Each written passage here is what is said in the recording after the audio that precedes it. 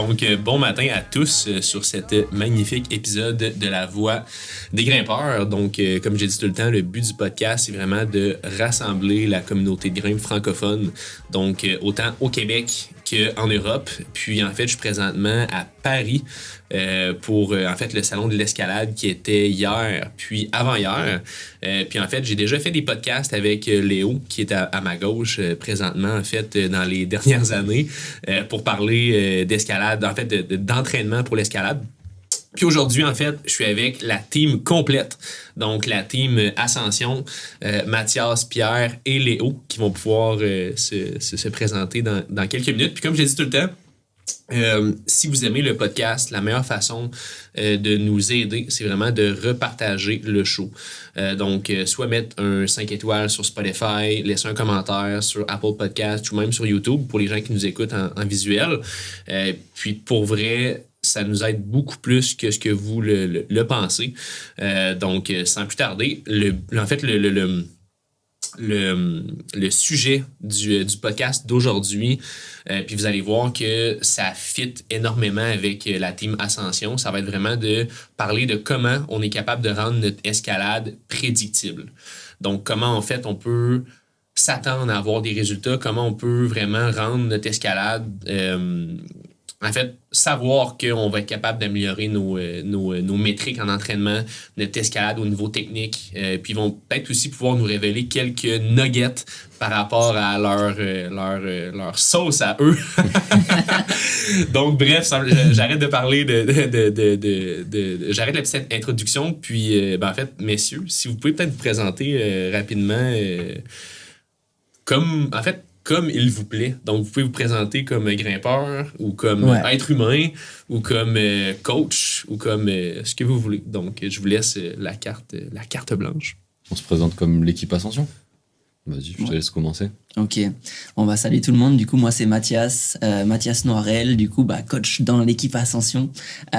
Du coup, ceux qui connaissent pas un peu notre team, on a créé Ascension tout simplement pour aider les grimpeurs à progresser avec cette méthode en ligne. Et avec Léo et Pierre, du coup, on a chacun mis nos petites, comme tu disais, nos petites sauces, tu vois. Donc, nos petites idées. Et donc, moi, mon parcours c'est pour vraiment... Exactement, c'est sorti tout seul. Donc, moi, pour expliquer un peu plus, du coup, mon parcours, je suis grimpeur depuis mon enfance. J'ai commencé l'escalade à mes 5-6 ans. J'ai toujours fait ça dans ma vie et j'ai eu un double parcours à partir de mes 18 ans où jusqu'à mes 18 ans j'ai fait que de l'escalade et à partir de 18 ans du coup j'ai commencé à faire aussi le sport du Ninja Warrior. Du coup il y en a pas mal qui me connaissent aussi pour ce monde-là sportif. Et donc j'ai fait plusieurs saisons de l'émission Ninja Warrior, la 5, 6, 7 et 8. C'est fou ça. Ouais, c'est dingue. C'est quand même... C'est dinguerie, ouais. c'est cool. C'est quand même trop stylé parce que c'est deux sports qui se ressemblent. Donc quand je suis allé pour ma première fois dans la saison Ninja Warrior en saison 5, j'avais fait un entraînement Ninja Warrior dans ma vie et ça m'a suffi pour aller très loin dans le parcours et me dire ok j'ai envie d'avoir maintenant cette double casquette d'athlète à la fois dans l'escalade comme le Ninja Warrior, parce que oui, en escalade, j'ai fait des compétitions toute ma vie aussi, mais du coup, ça m'a redonné un peu goût à 18 ans, vers les 18 ans, de faire la compétition dans un autre sport, donc le Ninja Warrior. Et en saison 8, du coup, la 4e saison, j'ai réussi à gagner l'émission. Let's go! Ouais. Voilà. Nice. Donc c'était juste incroyable après 4 ans d'entraînement intensif pour ce sport spécifiquement. Et je suis même allé au championnat du monde à Washington pour représenter mon pays et du coup arriver du coup vraiment là-bas à être dans une ambiance incroyable parce que en France c'est pas très connu le Ninja Warrior, mais aux États-Unis c'est bien plus connu avec American Ninja Warrior. Là-bas, dis-toi, le prize money là-bas c'est 1 million, donc dis-toi les gens ils sont en mode il faut réussir à Il faut que tu gagnes avec ça. Donc voilà mon parcours à moi. Nice. C'est pas pour rien que j'ai les mains moites, je suis à côté de Mathias, tu vois. Tu l'as dit que t'as été à chaque finale, chaque saison, à chaque fois? Non, c'est vrai que j'ai fait finale à à chaque fois, finaliste à chaque fois, et bien sûr, un Ninja Warrior, en fait, en finale, on a trois parcours de finale, et le 4e, c'est la corde. La corde, c'est l'épreuve ultime pour savoir qui est vraiment le vainqueur. Ah ouais. Donc, je suis arrivé quasiment à chaque fois très proche de cette corde, mais jamais à la corde, à part la dernière année en saison 8, où là, pour le coup, je l'ai bien monté la corde assez vite. je l'avais bien entraîné cet exercice-là, donc ça a bien marché. C'est cool. Puis j'imagine en plus que le fait d'être un bon grimpeur de base, ça aide. Là. Je veux dire, est-ce que c'est des muscles qui sont quand même assez similaires ou c'est complètement... ou c'est quand même plus différent que ce qu'on pense? En fait, dis-toi de manière très simple, tout est similaire parce qu'on va faire des jetés, on va être sur le haut du corps, on va avoir des coordinations à faire, etc. Mais par contre, le seul truc qui est différent entre l'escalade et le Ninja Warrior, c'est quand tu as un obstacle que tu gardes en main et que tu dois envoyer sur un autre réceptacle. Et par exemple, ceux qui connaissent un peu le Ninja Warrior, le flying bar, c'est vraiment quelque chose où on a une barre de traction qu'on transporte avec nous. Comme ça, ouais. Lunaire. Vers l'avant aussi, tu vois, tu jettes de 2,50 m, 3 mètres en avant, tu vois. C'est fou, pareil, c'est impressionnant à regarder en plus. Là. Après, de base, avant le ninja, c'était déjà ta spécialité de sauter un peu à droite, à gauche, grosse cordeau, jump, donc il y avait des très bonnes bases. Tu auras beau avoir un très bon niveau en grimpe, si t'es pas fan de tout ce qui est jeté, cordeau, tu peux avoir vraiment du mal, hein, parce qu'il n'y a pas que du statique dans ce genre d'émission. Ouais. Exactement. Exemple comme un grimpeur comme moi. Moi, j'aime un peu moins les cordeaux. Faut que tu sois fort en no-foot, en fait. Ouais. Et en no-foot et en puissance, en explosivité, et surtout en endurance. Mais tu vois, c'est pas tant l'endurance des doigts, tu vois, comme tu peux avoir sur la voie. C'est vraiment l'endurance un peu de la poigne, tu vois, et vraiment ton grip. C'est juste, par exemple, rester suspendu à une barre de traction pendant 10 minutes, tu vois. C'est vraiment très différent comme fatigue, même si c'est la même douleur et tout. Enfin, ça, je pense, de toute façon, tu vois de quoi je parle. Ouais. Mais on va dire, c'est un peu les mêmes facteurs limitants de la performance, tu vois, en termes de puissance, de force, d'explosivité, tout ça. Après, t'as la grosse partie coordination avec, en gros, c'est de l'escalade en no-foot, hein, si tu fais un gros arrondi. Et après, l'endurance, c'est un peu plus localisé, endurance de grip, tu vois, que vraiment endurance de fléchisseur des doigts. Mais ouais, c'est clair que si t'es un très bon grimpeur à la base, t'as des chances d'être fort en ninja. Ouais. Cool. Puis vous deux, les boys, on va finalement faire un épisode juste de Ninja Warrior. Mais c'est vraiment intéressant pour vrai comme parcours. Là. Ouais. Moi, de mon côté, c'est que de la grimpe. J'ai déjà eu l'occasion d'avoir la petite invitation de TF1. Mais ce qu'on n'a pas dit, c'est qu'on te demande juste un essai dans l'émission, tu vois. Un essai, c'est TF1, ça, c'est Ninja Warrior, dans le fond. Ouais, c'est ça. Okay, c'est ça. Et pour Ninja Warrior, t'as que un essai, donc ça reste quand même une sacrée pression. Donc moi, je suis resté dans le monde de l'escalade, c'est assez cool, mais j'aurais pu avoir l'occasion. Et... Non, c'est... Du coup, moi, de mon côté, je m'appelle Pierre, je suis coach de chez Ascension. J'ai 25 ans. Actuellement, j'habite à Nice. Et comme Mathias, j'ai commencé l'escalade aux alentours de 6 ans, donc on va dire que ça fait 20 ans que je grimpe. De mon côté, j'ai commencé les compétitions assez tôt, donc toujours niveau perf. Et vers l'âge de 14-15 ans, toujours avec les compétitions, j'ai switché entre compétition et performance en falaise. Et voilà quoi. Donc si je dois résumer un petit peu, il y a eu des beaux petits résultats, 3 titres champion de France, des victoires en Coupe d'Europe. Des petits résultats. Ouais. Je pense que ça fait 19 fois aussi à l'extérieur. Et du coup, une dizaine de voix dans le 9e degré. Nice. Voilà. Donc ça, c'est le résumé. Et on va dire qu'en ce moment, il y a toujours le côté perf que j'aime bien, mais on va dire 50-50 avec le coaching qui est tellement un autre monde aussi, super intéressant, auquel je donne quand même pas mal de temps en ce moment. Donc voilà, je switch entre les deux tableaux. Nice. Ouais, c'est ça.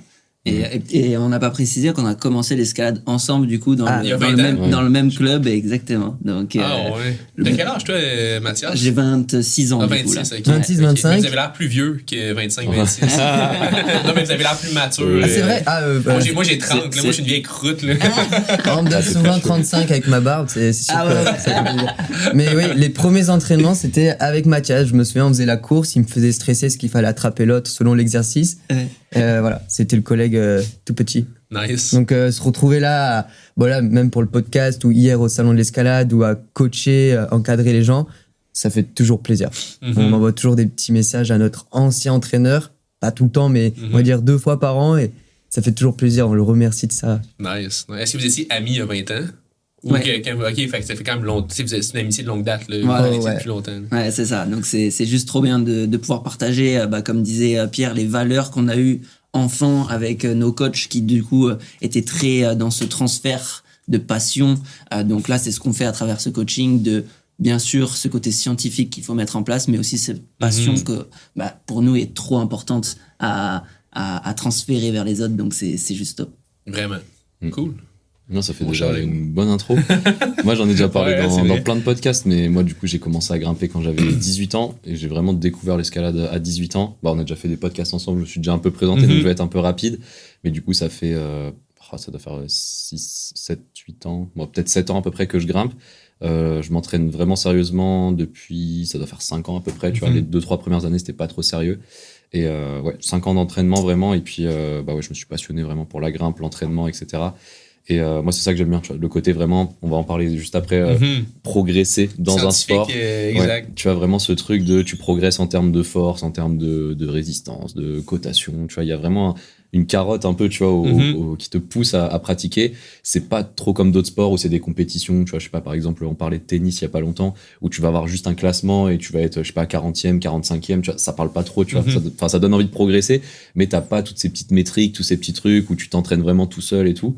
Et du coup, moi, c'est ça que j'ai aimé dans l'escalade. Tu vois, c'est ce côté où tu peux progresser sur plein d'aspects en même temps. Et du coup, on a commencé Ascension. Si on arrondit, ça fait à peu près 1 an maintenant qu'on est associés. Et là, du coup, depuis qu'on a commencé, tous les 3 en cumulé, je pense qu'on a dû coacher plus de, 300 grimpeurs, tu vois. On nous a vraiment aidé à progresser sur des suivis qui durent minimum entre 4 et 6 mois. Et on a des progressions qui sont vraiment cool. Et là, bientôt aussi, je pense, après le podcast, on publiera ce qu'on appelle, nous, des études de cas. C'est vraiment, on va vous montrer concrètement comment on travaille un peu avec nos clients, qu'est-ce qu'on fait, qu'est-ce qu'ils ont fait, tu vois, en termes de progression, des chiffres aussi, tu vois, pour se comparer. Tu vois, par exemple, un grimpeur de 40 ans qui a gagné 20% de force en 1 an d'entraînement, où on se dit, ouais, après 40 ans, on va pouvoir gagner en force ou quoi. Bah non, nous, on a prouvé le contraire, tu vois. Donc non, ça c'est vraiment trop cool et c'est ça qui m'intéresse moi dans le coaching, tu vois, c'est de montrer que si tu adaptes ta pratique à ton emploi du temps, à tes contraintes et que tu as des objectifs qui sont clairs et réalistes aussi surtout, d'où l'importance, tu vois, d'avoir un coach qui va te dire si ton objectif il est réaliste ou pas en fonction de ton expérience et tout. Mais voilà, nous c'est tout ça qu'on essaye de transmettre avec Ascension, tu vois, c'est vraiment ce truc de structurer sa pratique pour progresser au mieux et ne pas se retrouver dans la jungle un peu, tu vois, de l'escalade sans trop savoir quoi faire, se blesser parce que tu es en surentraînement ou quoi. Et je pense qu'on va parler de tout ça juste après là dans le podcast. Ouais, c'est ça qui est cool aussi avec l'escalade, je trouve, c'est que justement, puis qui peut être aussi un piège en même temps, c'est que justement l'escalade c'est un sport qui est multifactoriel, dans le sens que tu as la force doigt, tu as l'endurance de doigt, tu as la technique, tu as le mindset, tu as un paquet de périmètres, de facteurs, c'est ça qu'on peut travailler. Donc c'est intéressant parce que tu peux voir du progrès de 1001 façons, mais en même temps, quand tu n'as pas de coach ou quand tu n'es pas capable de t'auto-coacher, puis même moi, en ce moment, avec l'Académie des grimpeurs, moi, on coach des gens, mais moi-même, j'ai un coach pour pouvoir m'aider à voir ce que même moi, je suis pas capable de voir malgré les connaissances que j'ai. Fait que je pense que d'avoir un œil externe, c'est tout le temps quelque chose qui est super important. Puis justement, le fait que ce soit multifactoriel, ça peut être mélangeant de savoir, OK, des fois, on pense que notre lacune, c'est telle chose, mais finalement, quand on regarde les métriques, puis quand on regarde la science derrière ça, finalement, ça peut être quelque chose de complètement différent. Là. Fait que, bref, rentrons dans le sujet qui est... Oh, wow. Mais c'était une longue introduction, mais... impossible de s'arrêter, là, j'avais envie de rebondir. J'ai la main moite encore plus, là. Mets de la magnésie, T'as sorti les facteurs, je me suis dit, waouh. Surtout que là, au salon, le nombre de retours qu'on faisait, voilà, tu rassures si le mec, il a des métriques pas top, ou s'il a des métriques très bonnes, mais qu'il a pas un bon niveau, tu rebondis sur 1 milliard de choses. Donc, autant on commence direct... le sujet. Yeah. Puis, tu sais, en fait, le sujet d'aujourd'hui, c'est vraiment comment on peut rendre notre escalade prédictible.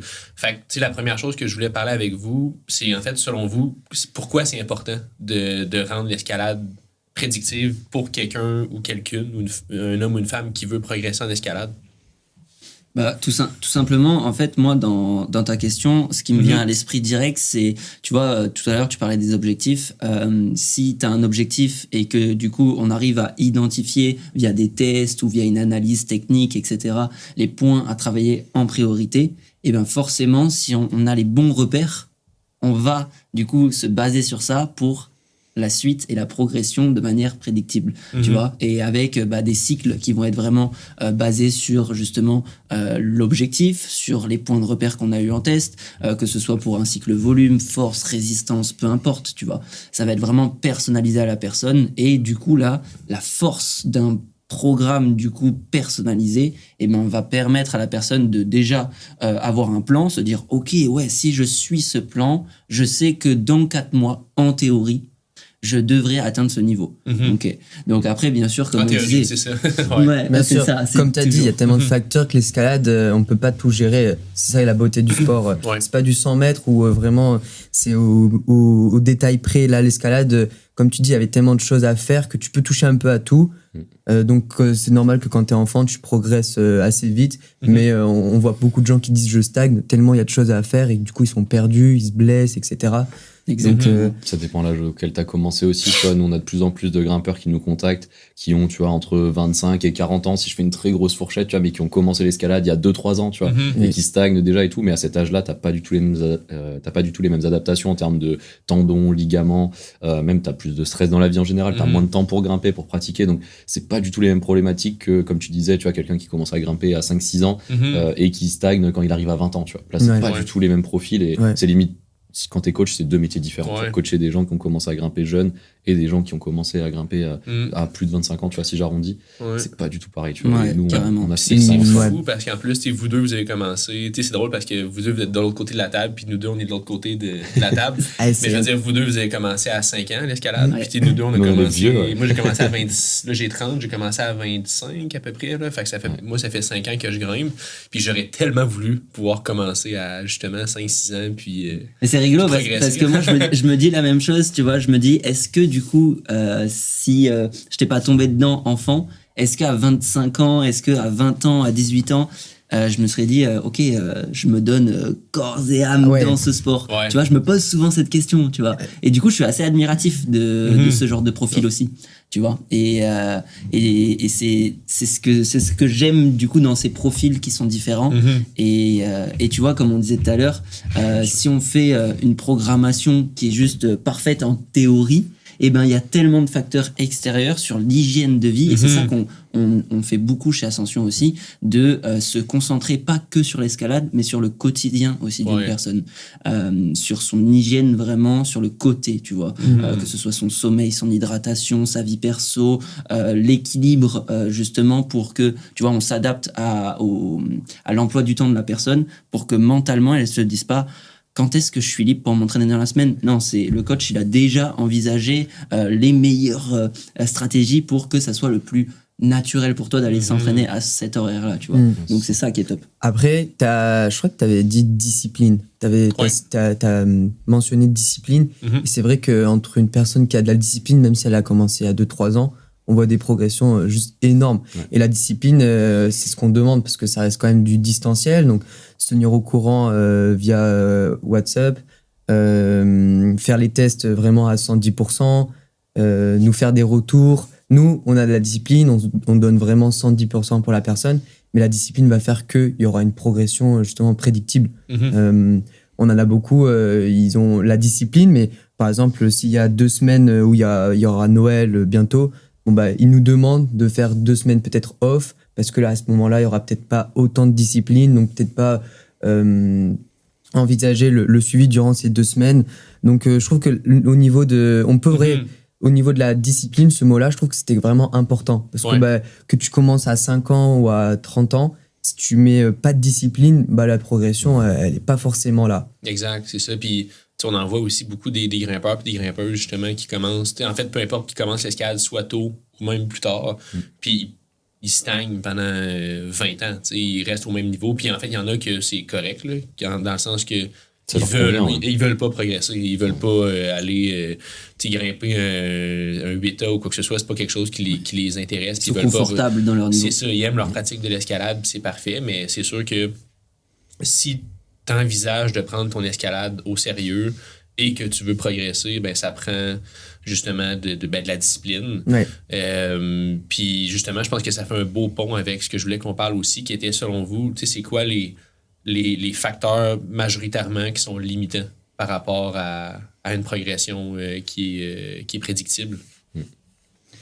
Moi, je voulais revenir sur un truc, c'est que là, on a parlé un peu, tu sais, des habitudes de vie, de l'hygiène, etc. Mais en fait, nous, chez Ascension, on fait vraiment ce qu'on appelle des suivis qui sont holistiques. Ouais. C'est-à-dire qu'on prend vraiment tout en compte, tu vois. On prend vraiment aussi la nutrition, le sommeil, tu vois, vraiment tous ces trucs-là.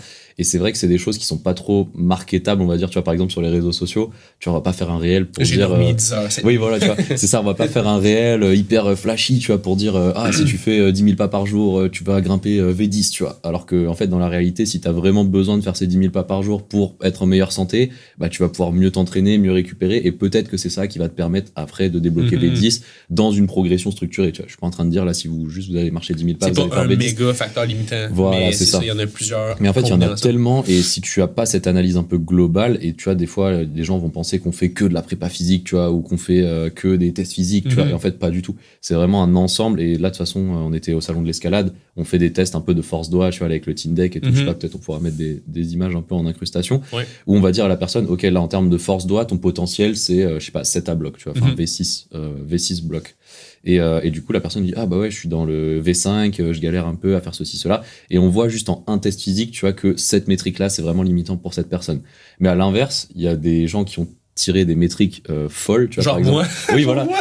Tu vois, par exemple, toi, t'as tracté, je sais plus, 2,1. C'est 2,06. Oui, voilà, enfin, quasiment 2,1. La zone grise. Donc, voilà, c'est ce qu'on appelle, c'est ce qu'on appelle, nous, la zone grise, où en fait, t'es censé grimper V11, donc 8A ou plus, tu vois. Selon ma force doigt. C'est ça, selon ta force doigt, mais t'y es pas. Et ça se trouve, toi, ce qui va te limiter, c'est ta puissance, ton explosivité, ta technique, peu importe, tu vois, on sait pas, faudrait qu'on t'évalue vraiment de manière globale. Ouais. Mais ça montre que si tu prends en compte que certains facteurs ou que certaines métriques, ta progression, justement, elle est pas prédictive parce que tu peux t'acharner sur le physique, alors que ça se trouve, t'as déjà un très bon physique et t'es en train juste de te fatiguer à travailler ton physique, alors que t'en as pas besoin de plus, tu vois. Bah juste l'entretenir un petit peu et progresser sur d'autres trucs, ce serait largement suffisant. Ben oui, parce que ce qui serait triste, ce serait que moi, exemple, qui sache pas, tu sais, moi, je le savais déjà qu'avant de faire les tests, que ma force doigt était plus forte que la cote que je grimpais déjà. Là, ça l'a juste comme reconfirmé ce que je savais déjà. Mais ça veut pas dire qu'il faut que tu arrêtes de la travailler. Exact. Faut que tu l'entretiennes, tu vois. L'entretenir, c'est ça. Mais imaginez quelqu'un qui aurait pas été au courant, qui continuerait à s'acharner sur ce même facteur limitant-là alors que c'est pas limitant alors que c'est pas ça, là, c'est plate, là. Tu peux rester dans cette zone-là pendant des années sans travailler. Tu peux te blesser. Ou à l'inverse, des fois, t'es bien content vu que tu sais que t'es fort en doigt, donc tu fais que ça parce que bah, tu sais que t'es bon, et pour l'ego, ça le nourrit. Mais au final, tu te tournes pas vers les défauts, les points faibles. Et du coup, c'est pour ça que des fois, le petit côté discipline de se lancer sur un coaching qui dure 4 mois, si tu fais vraiment discipline sur la nutrition, sur le sommeil, sur tout ce qui entoure l'entraînement, d'expérience, si vraiment la personne elle dit ok, là à partir de demain, ces 4 mois, je vais les faire avec vous, avec cette discipline. Déjà, nous, c'est super agréable et on n'est pas des robots, hein, c'est vraiment agréable, hein, c'est vraiment plaisir, on rigole quoi, avec le coaché. La progression, elle vient vraiment vite et il n'y a eu que de la progression chez la personne quand il y avait de la discipline, pas que à l'entraînement, mais à côté. Une hygiène de vie, mais savoir vivre aussi, hein, mais voilà, le juste milieu. Exact, c'est ça. Puis tu sais, selon moi, la problématique, puis nous autres aussi, on le voit dans nos coachings, quoi que ce soit, c'est que quelqu'un commence quelque chose, un programme ou quoi que ce soit, puis là, il va faire des efforts pendant 2 semaines, puis après ça, il va complètement arrêter, puis recommencer un autre 3 semaines plus tard, puis après ça, arrêter, puis essayer quelque chose de différent à chaque fois. Oui. Comme si ça allait marcher en 2 semaines, tu vois, si tu vois pas de résultat, c'est que ça marche pas. Tu vois. Mais tu vois, c'est intéressant ce que tu dis, parce que pour moi, c'est l'un des facteurs, comme tu disais dans ta question, de base de vraiment un facteur limitant, c'est la motivation, tout simplement. Parce que la plupart des gens, ils ont besoin d'avoir un collègue avec qui s'entraîner parce que seuls, ils n'arrivent pas à avoir cette motivation. Ou justement, à l'inverse, d'être seul dans sa bulle, ses écouteurs, etc. pour rentrer dans cette zone, tu vois, et tout donner dans sa séance, que ce soit son renfort ou sa grimpe. Et la motivation, c'est vraiment le plus important. Et la motivation, pour moi, elle est liée à l'objectif.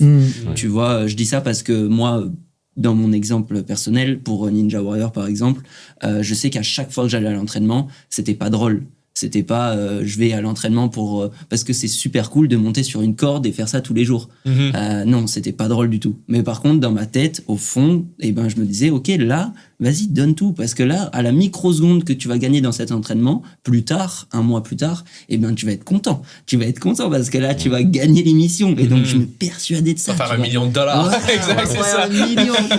La motivation, elle est là. Motivation. Exactement. Mais c'est pour ça qu'on essaie de toucher un petit peu à tout. Parfois, l'entraînement, il se passe pas comme on veut. Tu vois, sur 4 mois de suivi, il peut pas être magnifique. Mais du coup, c'est pour ça que, comme il dit Léo, on essaie de toucher vraiment à tout. Donc, si l'entraînement s'est pas passé à merveille, ce qui est normal, t'essayes d'optimiser le petit côté où que tu peux le faire toi-même au niveau de la nutrition. Tu te fais un meilleur repas, un peu plus de protéines, etc. Tu fais en sorte de dormir 1 heure de plus parce que l'entraînement, tu t'es senti un peu fatigué. Alors que si tu es focus que sur l'entraînement ou le renfort, tu peux progresser, mais voilà, vu qu'on n'est pas surhumain, la motivation, elle peut faire des vagues. Donc, switcher sur plusieurs tableaux, c'est pour ça que on essaie vraiment d'être connecté avec la personne, d'être toujours un peu en contact avec elle, et ça fait bon ménage. C'est nice, c'est intéressant parce que justement, ça me fait penser à quand on parle souvent d'objectifs avec des athlètes, les objectifs de processus versus des objectifs de résultats. Ce qui est intéressant dans ce que vous dites, c'est que si, exemple, pendant une semaine, la personne n'est pas capable d'avoir 100% dans toutes les entraînements ou tout ce que tu peux avancer, ben, au moins la personne peut focuser sur c'est quoi qu'elle a réussi cette semaine-là. Puis j'imagine que vous ne demandez pas aux athlètes qui aient 100% chaque semaine dans tout ça. Non. Le but, c'est de viser 70, 80% ou en tout cas le plus possible, mais quand c'est pas atteint, c'est correct aussi. Là. Mais comme tu as dit le mot athlète, nous, on entraîne des personnes justement qui sont pas des athlètes, tu vois, qui font pas de compétition. C'est des gens comme toi et moi, tu vois, qui ont commencé l'escalade à 20 ans et quelques, qui grimpent 3-4 fois par semaine, qui n'ont pas forcément des objectifs de compétition. Qui, je sais pas, sont dans le V5, V6, qui veulent passer à V8, V9, tu vois. C'est pas non plus des profils, je veux faire 9 A plus en falaise, il y a une compétition, tu vois. Enfin, on pourrait le faire, tu vois, on a l'expérience pour, mais on a décidé de se focaliser justement sur cette catégorie de grimpeurs que je viens de citer, là, tu vois, que si on fait un gros arrondi, tu vois, les grimpeurs de V5, V6 qui veulent vraiment progresser, tu vois, passer V7, V8, V9, parce que c'est dans cette zone-là, tu vois, V5, V6, où souvent tu y arrives très rapidement parce que tes gros muscles, on va dire, tu vois, genre traction, etc., ça progresse très vite, mais les doigts, ça progresse très lentement. Tu peux gagner beaucoup de force doigts rapidement, tu vois, en quelques semaines, tu vois, 5-6 semaines, la plupart des protocoles, c'est même dans les études, tu vois, en 6 semaines, tu gagnes 15% de force, mais le problème dans ces protocoles-là, c'est que tes tendons, tes ligaments, etc., ils ont pas la même vitesse d'adaptation, et si t'as pas une certaine logique de programmation, ou si tu vois, par exemple, je suis tout nouveau en entraînement, je commence directement par un cycle de force doigts, et il y a de grandes chances que parce que j'ai pas fait un cycle de volume ou d'hypertrophie avant, je vais me blesser suite au cycle de force parce que j'avais pas les prérequis pour bien encaisser cette charge là, tu vois. Et du coup, pour revenir sur les facteurs limitants, pour moi le facteur limitant numéro 1, c'est vraiment le diagnostic, tu vois, de se dire quel est mon objectif, qu'est-ce qui me limite pour atteindre cet objectif, et des fois c'est juste faut se poser la question, tu vois. Nous souvent quand on fait des appels avec des grimpeurs, on pose la question, c'est quoi ton top 3 de tes facteurs limitants. Là tu me dis Pierre, je sais pas, tu veux grimper un 8 à bloc, j'en sais rien. Qu'est-ce qui t'empêche là aujourd'hui d'aller sur ce 8 à bloc et de le sortir? Si tu y vas aujourd'hui, qu'est-ce qui va te limiter? Est-ce que tu tiens pas les prises? Est-ce que tu tiens les prises mais t'arrives pas à bouger? Est-ce que, j'en sais rien, il y a un talon à mettre dans le bloc et ça te fait mal à l'ischio? Est-ce que t'as juste pas le mental, tu vois, t'as peur d'y aller? Ou quand t'es sur le bloc, t'as peur de chuter? Tu vois, enfin, vraiment se poser la question de qu'est-ce qui vous empêche concrètement de réaliser votre objectif. Et là, déjà, souvent, vous arrivez à identifier 2 ou 3 facteurs. Nous, on a un profil type qui revient tout le temps, c'est les grimpeurs qui grimpent beaucoup en salle parce qu'ils sont citadins, tu vois, ils habitent en ville, ils ont un métier avec des responsabilités, etc. et qui veulent progresser pour de la grimpe en extérieur, en outdoor. Et ils me disent, par exemple, voilà, je veux grimper V11 outdoor, et je leur dis, combien de fois par semaine tu grimpes en outdoor, tu vois? Et ils me disent, 0. Et je dis, mais là, c'est pas possible. C'est comme si tu dis, j'ai jamais fait de ski sur une piste, j'en ai juste fait, je sais pas, sur le gazon, là, quand il y avait un peu d'eau et que ça glissait un peu, et je veux faire des pistes noires au ski, tu vois. C'est pas possible. Même si tu peux t'entraîner les jambes pour résister au ski ou je sais pas quoi, en fait, non, tu vas pas skier une piste noire la première fois que tu vas aller faire du ski. Et du coup, voilà, c'est vraiment ça, tu vois. Moi, c'est le diagnostic de objectif. Qu'est-ce qui vous limite concrètement pour réaliser cet objectif-là? Ça peut être des contraintes matérielles. Tu vois, il y en a, ils ont juste pas de voiture, par exemple, pour aller à la falaise. Et du coup, ça, c'est ton objectif numéro 1, avoir de l'argent pour acheter une voiture. Oui, tu vois, non, mais c'est bête, mais vraiment, des fois, on est en appel et on dit aux gens, en fait, là, t'as pas besoin d'un coaching. On leur dit, là, t'as pas besoin d'un coaching. En vrai, oui, voilà, t'as besoin de juste aller plus souvent en extérieur avec un objectif de séance précis. Et nous, on va pas pouvoir t'aider, tu vois. Et on le dit clairement aux gens, tu vois. notre but, c'est pas de vendre des coachings à tout le monde. Comme je te l'ai dit avant, on se spécialise un peu aussi dans cette catégorie un peu de grimpeurs. Et on est là vraiment pour aider les gens à réussir leurs objectifs. C'est-à-dire que là, si tu me dis, voilà, mon objectif, c'est de grimper V11 en extérieur, on a vu ta force doigt. Je pense que si demain on te coach, tu vas pas faire beaucoup de force doigt, tu vois, ou peut-être sur des micro-prises, tu vois, sur un truc spécifique à ton projet. Voilà, mais tu vas pas faire des suspensions lestées à 2 bras sur 20 mm, tu vois. Ça n'a aucun intérêt avec ton profil à toi si ton objectif c'est grimper un V11 dehors, tu vois. Après, ça veut pas dire qu'il faut pas faire des petits rappels de force, tu vois, l'entretenir et tout. Mais voilà, pour moi, c'est vraiment ça. Facteur numéro 1 limitant, c'est le diagnostic par rapport aux objectifs, par rapport aux contraintes, etc. C'est la première étape, c'est ça. Ouais, c'est ça, c'est la première étape. C'est de se rendre compte. Tu sais, en fait, moi, j'aime dire, puis ça, c'est dans n'importe quoi, là, que ce soit dans l'escalade ou en affaires ou tu sais pas ce que tu sais pas. Oui. Et je veux dire, tu sais, c'est comme, c'est qui déjà? Je pense que c'est Socrate là, qui disait ça, là, tu sais, quelqu'un qui est ignorant, mais qui est doublement ignorant parce qu'il sait pas ce qu'il sait pas. Je sais pas si c'est Socrate ou Platon, là, mais bref. Oui.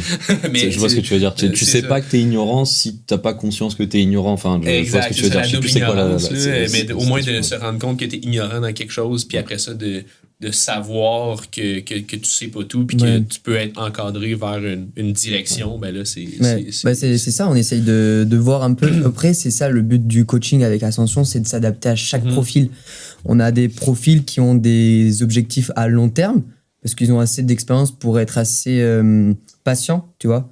Mais parfois, selon le profil, il faut trouver des objectifs à court terme, mais que ça soit même le rouge-noir, donc là, le V5, V6 de ta salle, je veux le faire. Et du coup, on se donne un certain objectif de 2 semaines, 3 semaines, 4 semaines, parce que la personne a besoin de se nourrir de ça. Donc, ok, il faut trouver les objectifs, comprendre la personne, mais du coup, vraiment adapter ça à son profil. Ça dépend si la personne elle peut s'entraîner 2 fois par jour, 3, 4 fois selon son quotidien. Il est ingénieur, il a des enfants, il faut qu'il aille chercher les enfants. Il n'a pas de pause entre midi et 2, ou celui qui a une petite pause entre midi et 2 pour peut-être faire juste un échauffement, les 10 000 pas, blablabla. Donc, en gros, s'adapter à chaque profil, même donc physique, avec des tests, mais aussi mental, avec déchiffrer un peu son objectif et comprendre ce qu'il a besoin. Si c'est vraiment la petite carotte tout le temps, et ça marche vachement bien. Sur 4 mois, on peut faire vraiment beaucoup de choses. Ou sinon, j'ai un trip dans 3-4 mois, je veux faire ce 8A à Rockland, et là, paf. Et du coup, c'est comme ça qu'on avance. Mais du coup, vraiment commencer sur la bonne ligne de départ, mais chacun a sa ligne de départ. Il y en a, ils ont la ligne de départ de j'ai cet objectif dans 4 mois, d'autres dans 2 semaines. Voilà, on s'adapte selon le métier, la ligne de départ n'est pas pareille, selon ton âge, ton sexe, enfin tes objectifs, tes priorités, et voilà. Puis est-ce que ça vous arrive souvent d'essayer de remettre en perspective les objectifs des personnes ou comprendre, c'est un échange entre humains, donc on n'est pas là si il voit peut-être trop ajuster, parce qu'on sait que d'expérience il peut être déçu de pas atteindre directement cet objectif, ou à l'inverse viser trop bas et lui dire ça va le faire et t'inquiète pas. Montrer qu'on est là, qu'on a de l'expérience, qu'on se base sur les études scientifiques, etc., et qu'on est 3 gars différents du même âge et qui ont faim de ça, d'accompagner les gens. Exact. Et tu vois, c'est ça qui est fort avec notre expérience, tu vois, de plus de 300 coachés, etc. C'est qu'on a vu un peu les potentiels de progression en fonction des profils. Tu vois, quand on parle de profil, on parle de tes contraintes de vie, de à quel âge tu as commencé à grimper, du matériel auquel tu as accès, l'environnement un peu, tu vois, est-ce que tu peux grimper en extérieur? Et on sait que, tu vois, par exemple, si tu as commencé à grimper à 30 ans, que tu peux grimper que 2 fois par semaine et que tu peux pas faire de renforcement à côté, tu vois, parce que tu n'as vraiment pas le temps. Bon, si tu grimpes V4, tu vas pas grimper V11 en 2 ans, tu vois, si tu peux grimper que 2 fois par semaine et surtout pas à l'extérieur, etc. Et du coup, nous, notre rôle de coach, c'est du coup de remettre un peu en perspective les objectifs des personnes. Mais en vrai, d'expérience, les gens sont pas non plus irréalistes avec leurs objectifs. Tu vois, j'ai rarement eu quelqu'un qui vient me voir et qui me dit je peux m'entraîner que 2 fois par semaine. L'exemple que je viens de citer, tu vois, je peux m'entraîner 2 fois par semaine. Voilà, j'ai personne qui m'a jamais dit ça, tu vois. Par contre, comme tu disais, Pierre, il y a des gens qui se sous-estiment dans le sens où, tu vois, je sais pas, imaginons je suis un grimpeur de V6 et je dis j'aimerais bien atteindre V8 d'ici 2-3 ans. Tu vois, V6, V8, 2-3 ans, alors que je peux m'entraîner 4 fois par semaine, etc. Et là, on va plutôt dire l'inverse à la personne. Enfin, ça dépend de la personne aussi. Mais non, regarde, là, si on fait des tests en fonction de ton potentiel, ça se trouve, en fait, dans 3 mois, tu y es dans le V8, tu vois, pour faire un V8 en particulier. Donc, nous, il y a vraiment ça, en fait, qui est intéressant dans notre approche du coaching, c'est qu'on peut un peu prédire la progression de la personne en fonction de son potentiel, etc. Après, voilà, ça reste de l'expérience. Avec l'expérience aussi. Voilà, c'est pas de la science exacte. On va pas te dire, là, avec tes tests physiques, dans 3 mois, t'es dans le V11, tu vois. mais on peut t'aiguiller, tu vois, on peut te dire. C'est pour ça que l'escalade, si demain t'as un niveau noir et que demain tu fais un violet, ça veut pas forcément dire que t'as progressé. C'est cool, ça fait du bien, mais ça veut pas forcément dire que t'as progressé. D'où le fait qu'on se base aussi sur des métriques, des chiffres pour vraiment avoir un visu sur la progression de la personne, sur ses capacités à être plus forte. Après, ça reste l'escalade, faut le transférer, etc. Mais ça reste des bons signes. Donc carrément, et surtout pas se bloquer sur le fait de... Souvent, tu sais, on entend moi, j'ose pas aller dans la couleur suivante ou dans la cotation suivante parce que j'ai pas le niveau, alors que, comme on disait, l'escalade, c'est des styles différents, c'est vraiment des facteurs limitants différents à chaque voie, chaque bloc, etc. Donc, il faut pas hésiter à aller dans du plus dur parce qu'à tout moment, tu y arrives même plus facilement une couleur qui t'as plus l'habitude mais qui n'est pas du tout dans ton style, et ça on le voit très souvent. Ou que t'as pas envie de faire aussi, des fois ça te motive juste pas, et on reparlait de la motivation tout à l'heure. Si t'es pas motivé pour je sais pas, par exemple faire tous les rouges de la salle, mais que t'as envie de faire un bloc noir en particulier dans la salle, tu vois, si on parle en cotation, rouge c'est V3 V4 tu vois, et noir c'est V5 V7 tu vois, et du coup peut-être que t'as plus de chances de sortir le bloc noir que t'as vraiment envie d'essayer, vraiment envie de faire, que de sortir tous les blocs rouges où ça te hype pas trop, tu vois. Donc c'est ça la beauté de l'escalade. Si tous les sports sont très beaux, mais tu vois, il y a tellement de choses, donc chaque profil a sa petite carotte. Alors que je donne un exemple. On aime bien les carottes. Bon, c'est bien pour la nutrition. On va parler de pizza maintenant. Alors la pointe. Mais tu vois, imaginons t'as un athlète ou une personne lambda qui fait du 100 mètres, elle fait 12 secondes. Bon l'objectif, on sait que c'est pour aller plus vite, donc 11 secondes et demie. Donc on va dire que tout le monde a la même. D'où le fait que c'est assez technique de coacher à distance des gens en escalade, parce qu'il faut vraiment déchiffrer la personne. La personne, tellement c'est multifactoriel, tu vois. Que ça soit où elle grimpe, tu vois. Peut-être que si on connaît la salle, ça facilite sa peau, sa morphologie, l'humidité où elle habite. Bon, bien sûr, on prend pas en compte chaque chose, mais on peut en prendre en compte, tu vois, si elle a vraiment l'objectif de faire ce noir, ce 8A, ce truc-là, etc. Ce qui est juste surintéressant. Donc, chaque profil est différent, et ça serait une bêtise de faire copier-coller pour chaque personne. Oui, c'est vraiment adapté. Voilà. C'est comme, juste pour rebondir justement sur les couleurs qu'on parlait tantôt, là, exemple, quelqu'un qui veut, on en parlait hier à la salle, avant-hier à la salle, mais quelqu'un dit qu'il veut, ou quelqu'un veut grimper, exemple, du mauve Arcos, par exemple, mais essaie jamais de mauve. Oui. Je veux dire, ça arrivera pas, là. Oui, c'est ça. Tu vois, c'était mon exemple à moi, parce que moi, je grimpe à Arcos 3 fois par an. Quand j'y vais, je fais plutôt du volume, tu vois. Je vais pas m'acharner dans les blocs violets à me faire mal dans 3 blocs différents, alors que je peux essayer un peu tous les blocs de la salle. Je vais pas sortir de blocs violets, tout parce que je vais pas les essayer. Donc il y a vraiment ce truc là aussi faut y aller, quoi. Après je peux comprendre cette barrière, d'expérience, on est tous un peu comme ça à se mettre un petit frein à main, et d'où le fait que parfois il y en a, ils ont juste des déclics parce qu'ils commencent le coaching avec nous avec l'expérience, on lui montre que c'est possible, va toucher cette couleur, et parfois le déclic il vient comme ça. C'est parfois juste mental, donc on les pousse à le faire, tout simplement. On les pousse à y aller. On leur met le flingue. La carotte. Non, mais c'est le pouvoir d'avoir un coach au-dessus de soi et un avis extérieur qui te dit, mais mec, t'es capable de le faire, vas-y. Et alors que seul, jamais t'as cette motivation de quelqu'un d'autre qui va te dire, je suis capable. Allez, vas-y, j'y vais. C'est un lien humain. C'est un lien humain. C'est pas juste un PDF qu'on t'envoie. C'est vraiment un lien, des messages, des appels, des vocaux, beaucoup d'échanges. Et d'où le fait que la personne, même quand elle a progressé, elle dit waouh, j'ai progressé, mais juste l'aventure elle était fantastique.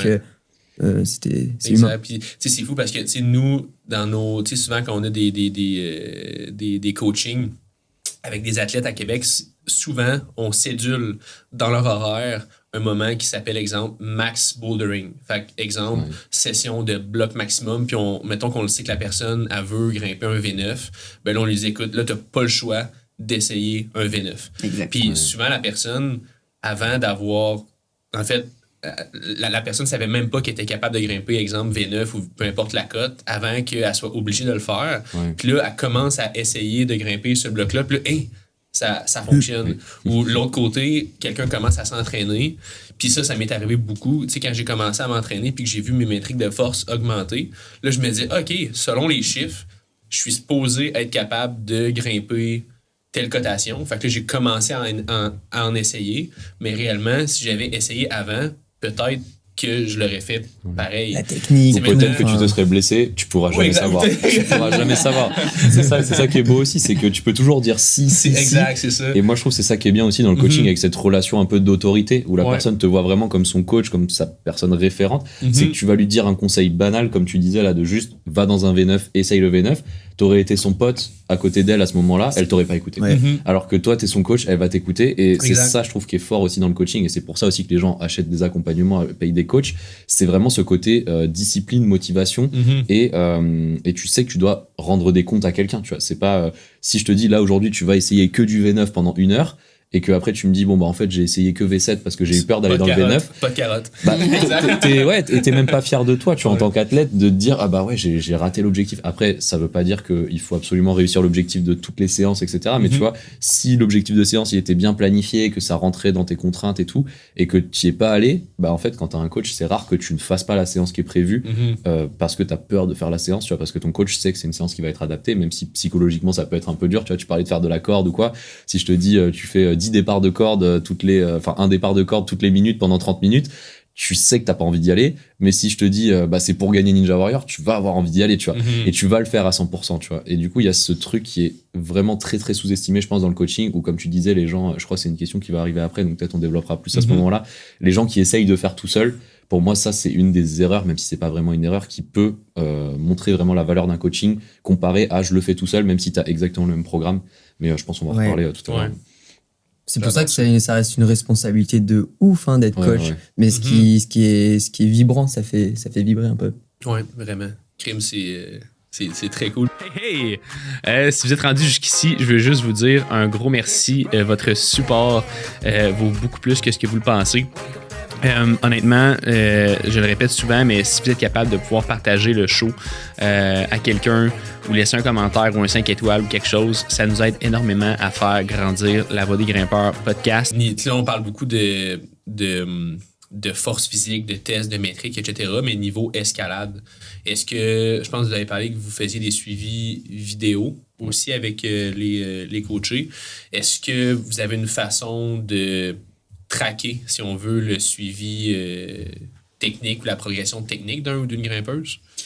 En fait, le tracking, que ce soit sur une vidéo ou que tu sois en présentiel, il se fait pour moi de manière très avec ton expérience. C'est si tu n'es pas un grimpeur expérimenté, tu peux pas dire je suis coach et je suis capable d'analyser ta grimpe. C'est impossible pour moi. C'est bullshit. Donc il faut vraiment si la personne se dit ok j'ai besoin d'un coach pour qu'il m'analyse, et ben ok c'est quoi son parcours, ok je vois qu'il a l'expérience machin etc, donc là je sais que en un bloc il est capable d'analyser exactement ma grimpe. Bien sûr en un bloc c'est difficile, en une séance d'1 heure c'est beaucoup plus facile, on va pouvoir analyser plein de choses etc, et c'est pour ça que nous avec les analyses vidéo et grâce à notre expérience c'est assez facile de voir ok là il te manque à peu près ça comme technique etc, et souvent même avec la distance et que ça soit en vidéo, et ben ça c'est quasiment à chaque fois la personne nous envoie des vidéos du projet. Ok, donc là, imaginons on parlait des couleurs, il est dans son projet couleur rouge ou V8 etc. Il est en train de grimper son bloc. Et là, nous, c'est flagrant. On voit qu'il met pas un pied au bon endroit, ou le bassin. Il fait sauter dans l'écran. Exactement, tu vois. Pour nous, c'est flagrant. Pour la personne, forcément, elle a besoin, comme on disait, de cet œil extérieur, tu vois. Donc, et ben, grâce à cet œil extérieur, cette expérience qu'on a, bah, c'est très facile, entre guillemets, pour nous d'analyser ça. Mais je pense pas que un jour, ça soit possible d'avoir des métriques comme on disait au salon de l'escalade, si tu tires tant, etc. On te avec fait l'IA, là, les degrés et tout, l'analyse cinématique. Bah, tu vois. L'analyse cinématique. En fait, j'ai vu une vidéo qu'on m'a envoyée. Bah, c'est de la biomécanique. Tu vois, comme ils font un peu dans les jeux vidéo, pour reproduire les avatars humains, etc. Ils collent des petits capteurs sur différentes articulations. Et je sais pas, ils te filment, je sais pas, en train de danser ou en train de faire un mouvement, tu vois, et après ils retranscrivent ça sur l'ordinateur, tu vois, dans le logiciel. Bah, en escalade, tu peux faire pareil, tu vois, si t'étais dans un environnement contrôlé, je sais pas, imaginons, t'as une moonboard qui est dans un laboratoire, tu vois, ils te collent les petits capteurs, et on va savoir exactement que pour faire ce mouvement-là, t'as fermé le bras de 35 degrés, et après, si encore plus, tu vois, tu pousses l'analyse, tu mets des capteurs de force dans les prises de la moonboard, tu peux savoir que t'as mis, je sais pas, 300 newtons à X newtons par seconde à ce moment-là où t'as fermé le coude à X.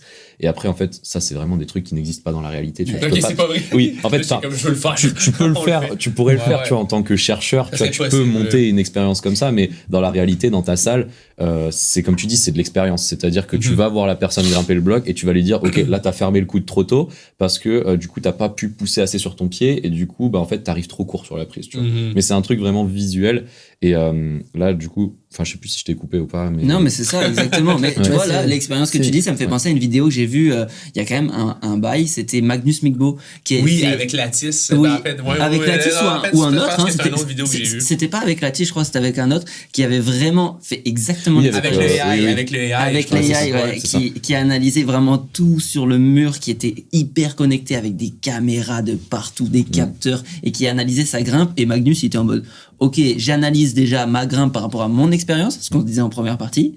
Et après, il y avait du coup le responsable, chiffres, tu vois, de tous les capteurs qui disait, ah non, moi, selon mes données, tu dois faire ça comme méthode. Et Magnus disait, ah ouais, ok, bah moi j'avais plus ça en tête. Et c'était hyper intéressant cette vidéo. Puis est-ce qu'il avait essayé les deux? Ouais, il avait essayé les deux et c'était une dalle, hein. C'était vraiment un bloc en dalle. Mais du coup, c'est un peu ce que je disais au début, c'est hyper complexe de se baser sur ça parce qu'un non-grimpeur va pas avoir cette analyse que Magnus avait parce que bah forcément c'est Magnus, tu vois. Donc au final c'est pas très utile d'avoir ces données si tu sais pas les analyser. Exact. C'est juste avoir accès à ces données là, je veux dire, ça doit coûter. Ah oui. Ça doit coûter voilà, là on coûte même pas du prix. C'est un facteur limitant. Ouais. Bah, c'est pour ça qu'il y a pas autant d'études en escalade. Ouais, mais même, enfin, c'est pas du sprint, c'est pas du 100 mètres. Le 100 mètres, je pense l'IA elle peut se démerder bien. L'escalade. Enfin, c'est juste lunaire, tous les facteurs, tous les détails à voir. Parfois, juste, tu vois la tête bouger, tu dis, non, colle-toi un petit peu plus, l'IA va peut-être pas voir ça.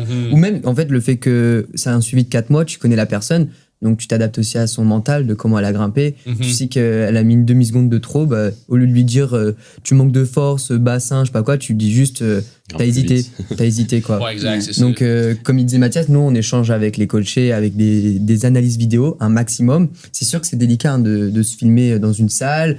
On le fait de plus en plus, avec un petit trépied, les copains qui peuvent filmer. Et au pire, le truc, il est pas en 4K, c'est pas très grave, hein. Le téléphone, il tombe, c'est marrant. Mais le truc, c'est que c'est, encore une fois, un échange entre coach et coaché. Notre avis, il est subjectif, tu vois. Mais vraiment, on essaye d'être objectif. Mais on essaye d'être objectif par rapport à notre expérience. C'est un échange. La personne, elle va retourner dans le bloc, elle se refilme, elle nous dit ah non, ceci, cela. Mais voilà. Après, l'analyse vidéo, c'est surtout pour mieux rebondir et mieux l'entraîner. Après, si ça lui tient à cœur parce que c'est son projet, là, on va se mettre à fond et on va analyser sa vidéo et après faire en sorte qu'avec l'entraînement, elle puisse la faire. Mais la plupart du temps, on demande des vidéos pour analyser la personne et rebondir pour plus tard pour ses objectifs. Voilà. Ouais. Et tu vois, concrètement, là, pour les auditeurs, si vraiment vous voulez analyser vous-même vos vidéos, un petit processus, tu vois, que moi j'utilise, après peut-être que vous pourrez dire le vôtre, c'est d'identifier des points clés. Tu vois, pour moi, il y a 3 gros points clés. Pour moi, c'est les hésitations. Est-ce que quand t'es sur le mur, t'es en train d'hésiter, tu vois, tu regardes un peu où sont tes prises, tu sais pas trop quel mouvement faire. Voilà, c'est ça. Est-ce que c'est fluide quand tu grimpes, c'est-à-dire que est-ce qu'une fois que t'as pris la main droite, tu sais exactement que tu dois aller à la main gauche. Tu vois, il y a des moments d'hésitation comme ça où t'es sur le mur, tu dépenses de l'énergie parce que t'es accroché sur le mur, tu vois, mais t'es en train de rien faire, tu vois. T'es même pas en train de réfléchir, t'es juste perdu, tu vois, parce que t'as pas anticipé, t'as pas bien lu le bloc. Ça, moi, c'est le premier truc que j'identifie. En général, plus t'es débutant, plus t'as d'hésitation parce que t'as mal lu le bloc ou la voix ou peu importe. En deuxième, c'est les réajustements de prise, tu vois, de regrab les prises. Ça, c'est un truc que tout le monde fait, tu vois, même moi, je le fais tout le temps. Enfin, c'est hyper dur à ne pas faire. Et des fois, c'est nécessaire de réajuster une prise parce que des fois, même, il faut mettre les doigts d'une certaine manière sur la prise. Sur un sloper ou quoi c'est ça, mais la plupart du temps, tu vois, surtout dans des niveaux moins élevés que, tu vois, genre par exemple jusqu'à V7, V8, tu vois, surtout si c'est des cotations en salle. Si tu peux arriver précisément d'un coup sur la prise et tu restes dans cette position-là, même si t'es pas très bien et que t'engages quand même le move d'après, t'as moins d'hésitation, tu perds moins d'énergie, etc. Et du coup, tu regrabes pas et tu économises de la peau. Tu perds moins de magnésie. Enfin, la peau, c'est que des cellules d'eau. Donc, si tu commences à l'écraser 3-4 fois, t'as plus de magnésie, tu pouiffes. Ouais. Donc, puis quand tu regardes les lives, quand tu regardes les 8C, 9A blocs dehors ou même en voix, quand le gars, il enchaîne, et quand ça se passe vraiment bien, quand toutes les étoiles s'alignent, C'est paf, tu vois, il reprend pas les prises. Ou quand tu vois les meilleurs grimper en compétition, malgré qu'ils connaissent pas le bloc, les Japonais, ils reprennent rarement 1000 fois la prise. Ils la prennent, paf, ils tiennent, même s'ils arrivent en semi 3 doigts, ils vont tenir, quoi. Donc, la fameuse marge. après, comme il dit Léo, étape par étape, le but, c'est pas de juste la prendre et puis reprendre en disant ah non mais là j'ai même pas la prise, non tu la gardes. Faut pas être une machine de guerre, mais c'est pour ça que des fois on propose des exercices où tu ne reprends plus la prise, exagérer un petit peu la grimpe pour après prendre moins c'est ça. Moins de mauvais réflexes à reprendre 1000 fois les prises. Mais encore une fois, si tu tiens mieux la prise, même si tu la prends mal, tu vas pouvoir grimper un peu plus vite, tu vas pas la reprendre parce que tu as assez de force pour la tenir, donc on va peut-être passer à faire du renfort un petit peu avant. C'est vraiment c'est pour ça que c'est intéressant, il y a plein de choses à faire. Vraiment. Puis nous justement, je sais qu'il y a un drill qu'on donne souvent là, c'est justement le drill one touch qu'on donne dans le warm-up. Souvent, tu sais, quand les grimpeurs et les grimpeuses, tu sais, V0, V1, V2, V3, quand ils grimpent dans les cotations pour s'échauffer, on leur dit écoute, t'as pas le droit justement de te replacer dans ton warm-up. Dès que t'as touché la prise, c'est fini. Quoi. Si tu bouges ou plus. même de voir... On m'avait dit ça il y a 2 ans. On m'avait dit grimpe le bloc comme si c'était un move au complet. C'est comme si... pas de manière fluide. Exact, c'est ça. Comme si c'était vraiment un mouvement du début jusqu'à la fin. Pas utiliser ton momentum et tout. Go, exactement. Stop, go. Nous, pour faciliter, on va dire, cette contrainte-là, on a un exercice qu'on appelle le rythme. Le rythme constant ou rythme accéléré. Ça veut dire que là, tu vas grimper le bloc 3 fois. La première fois, tu vas la grimper de manière très lente. Et au moins, tu vas analyser vraiment tous les mouvements, toutes les prises, les préhensions, etc. Tu vas essayer de retenir tout ce que tu viens de faire. Tu prends 1 minute de pause. Tu vas essayer de le grimper de manière très fluide. Donc là, ça va être là ton exercice. Et la 3e fois, là, carrément, ça va être un challenge. Ça va être, OK, là, maintenant, t'es une fusée. Là, le moindre ballon arrière pour te reprendre, c'est la mort. Il faut que tu réessayes. Il faut vraiment que tu ailles jusqu'au bout le plus vite possible. Et là, ça, c'est un super exercice. Parce que les gens, ils grimpent trop de manière constante, avec le même rythme, etc. Trop contrôlé. Et voilà. Et quand ils s'arrêtent, c'est, comme disait Léo, une hésitation de où est-ce que je vais. Alors que les professionnels ou ceux qui grimpent un peu mieux, et ben quand ils vont s'arrêter, c'est pour respirer. C'est un arrêt stratégique. Voilà, un arrêt stratégique. C'est pour ça que l'IA va pas avoir l'hésitation d'un pro. L'hésitation d'un pro, c'est qu'elle est calculée. Tu vois, il fallait qu'il hésite, qu'il change de méthode. Alors que l'hésitation de peut-être, j'en sais rien, Thibaut, 32 ans, qui a commencé il y a 2 ans, peut-être qu'il a plus de peur parce qu'il pendant la visio, pendant ses objectifs, il a dit moi je veux faire V5. Mais t'as déjà niveau V5, tu vois, il se met des barrières. Enfin voilà. Du coup, nous, avec l'analyse juste avant, les échanges, on va savoir que cette hésitation, c'est pas voulu, ça va lui mettre des barrières. C'est pas une hésitation de je me remets en place parce que malheureusement, c'est pas la bonne méthode. Donc, du coup, c'était mon 3e point, tu vois, c'est vraiment le rythme global de la personne, tu vois, est-ce qu'elle utilise son momentum pour se déplacer entre les mouvements, etc. Parce que comme tu disais, surtout les grimpeurs d'extérieur, en général, ils ont vraiment ce truc de stop, go, et même si t'étais un peu plus fluide en extérieur, tu vois, des fois, ça marcherait beaucoup mieux, tu vois, même en termes d'énergie sauvegardée, tu vois, parce que, imagine, je sais pas, tu fais un circuit V4, V5, même si t'as un niveau V8, V9, si à chaque bloc, tu passes 30 secondes de trop dans le bloc parce que t'es en train de serrer les prises, c'est 30 secondes où t'es en train de fatiguer tes tendons, tes ligaments, tes muscles et tout, et où tu vas pas remettre des essais. Donc, des essais qui sont productifs pour apprendre des choses, parce que répéter 18 fois un bloc, si à partir de la 10e fois tu le fais parfaitement, les 8 fois supplémentaires, elles sont pas très intéressantes. Par contre, mettre 8 essais dans un autre bloc, où là t'essayes de le refaire et tout, là c'est intéressant.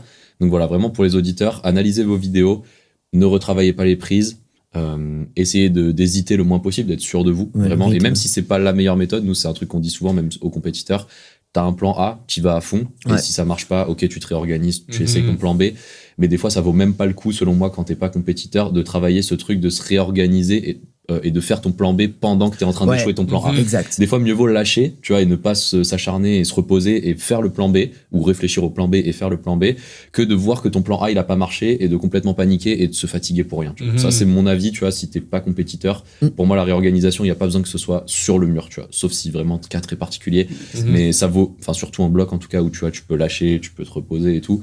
En voie, si t'es à 30 mètres de haut et que tu prends une chute de 10 mètres, c'est peut-être pas pareil, mais ouais, si tu peux te réorganiser tranquille tranquille en étant sur le tapis, en regardant ta vidéo, en réfléchissant, c'est mieux que d'être complètement tétanisé et de se dire ok, qu'est-ce que je fais, ok, je me relâche truc. Après, du coup, t'essayes pas progresses, à 100% ta voilà, méthode c'est ça. et t'es à 50%. Ouais, c'est la pire chose à faire, tu vois, tu vas à 90, t'as le cul entre deux chaises, tu dis je recommence ou j'essaie une autre. Ouais. C'est une perte de temps, perte de peau, perte d'énergie. Il y a une décision qui doit être prise rendue là. Il y a trop de facteurs dans ta tête qui passent, tu vois, et tu te dis est-ce que c'est rentable, est-ce que c'est pas rentable, et à l'entraînement c'est pas rentable. Ouais. Alors, si tu analyses vraiment. Après, on n'est pas des machines de guerre, hein, même nous, on fait ce genre d'erreur d'arriver et de pas aller à 100%, mais juste le moins possible sur une séance de 2 heures, prendre l'habitude. Voilà, c'est prendre des habitudes. Donc, ouais.